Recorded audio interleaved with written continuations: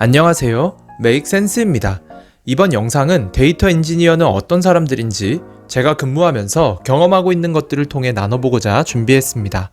제가 생각하기에는 데이터 엔지니어에 대한 정의를 내릴 때 마치 1 더하기 1은 2입니다 처럼 모든 데이터 엔지니어가 동의할 수 있는 꼭 들어맞는 완벽한 정의를 찾기는 어렵지 않을까 싶습니다. 주변에 데이터 엔지니어라는 직함을 가지고 근무하고 계시는 분들의 얘기를 들어봐도 실제 업무에서 하고 있는 일이 서로 다르고 사용하는 툴도 다 다르다는 것을 듣게 되고, 데이터 엔지니어에 대한 여러 기업의 모집 공고를 봐도 업무 내용이나 자격 요건이 다 다르게 올라와 있는 것을 보게 되기 때문입니다.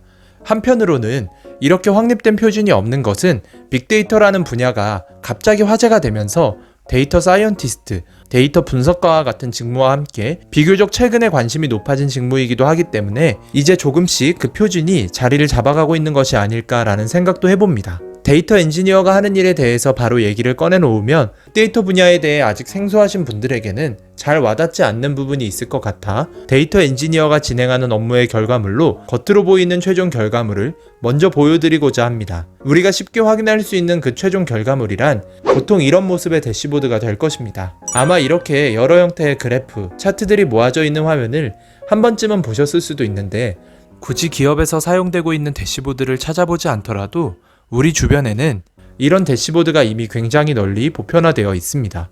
유튜브 채널을 운영하시는 분들이라면 이미 너무나도 익숙한 유튜브 채널 분석 화면도 이렇게 구성이 되어 있죠. 이번엔 데이터 엔지니어는 실제 업무에서 어떤 역할을 하고 있는지 알아보도록 하겠습니다. 예를 들어서 어떤 게임에 신규 컨텐츠가 추가될 예정이라고 가정해 보겠습니다. 컨텐츠를 기획하는 사람은 과연 이 컨텐츠가 추가됐을 때 게임의 매출에는 어떤 영향을 줄 것인지, 신규 유저나 복귀 유저가 늘어날 것인지 아니면 오히려 유저의 이탈을 초래할 것인지, 이 컨텐츠 때문에 게임이 폭삭 망하게 되는 것은 아닌지 궁금할 수 있습니다. 그러면 과연 그런 결과를 어떻게 예측할 수 있을까요?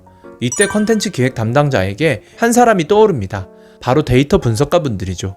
데이터 분석가 분들에게 요청하면 컨텐츠 기획 담당자가 궁금했던 정보들을 받아볼 수 있습니다. 그렇기에 궁금한 정보들을 받아보고자 바로 업무 요청을 보내게 되는 것이죠. 그런데 문제는 이렇게 업무 요청을 받은 데이터 분석가는 어떻게 그런 정보들을 알 수 있냐는 것입니다.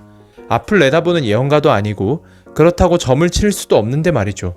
바로 이때 활용되는 것이 앞서 말씀드렸던 데이터 엔지니어의 최종 결과물인 대시보드입니다. 필요에 따라 데이터 분석가가 직접 데이터베이스에 접근해서 데이터를 가공하여 분석에 활용하기도 하지만, 자주 사용되는 데이터는 분석가분들이 쉽게 활용할 수 있도록 표나 그래프, 차트 등으로 시각화되어 이 대시보드 안에 다 들어있습니다. 그러면 데이터 엔지니어는 이 대시보드를 어떻게 만들 수 있을까요? 휴대폰, 게임, 사물 인터넷 등 우리가 사용하는 모든 것에는 데이터가 남습니다. 그리고 이 데이터는 각각 어떠한 형태에 따라서 기업의 데이터베이스에 저장이 되죠. 그런데 문제는 일반적으로 데이터라고 하는 것이 눈으로 보고 바로 판단이 가능한 형태로 존재하는 것이 아니기 때문에 분석에 활용될 수 있도록 수집하고 변환하여 대시보드 등에서 볼 수 있는 형태로 시각화시키는 과정이 필요합니다. 그래서 데이터 엔지니어 분들은 바로 이런 과정을 거쳐서 데이터를 대시보드에서 눈으로 읽을 수 있도록 만드는 것이죠. 이러한 구성도를 흔히 파이프라인이라고 부르는데, 그렇기 때문에 데이터 엔지니어는 파이프라인을 구축하는 사람이다 라고 말할 수도 있을 것 같습니다.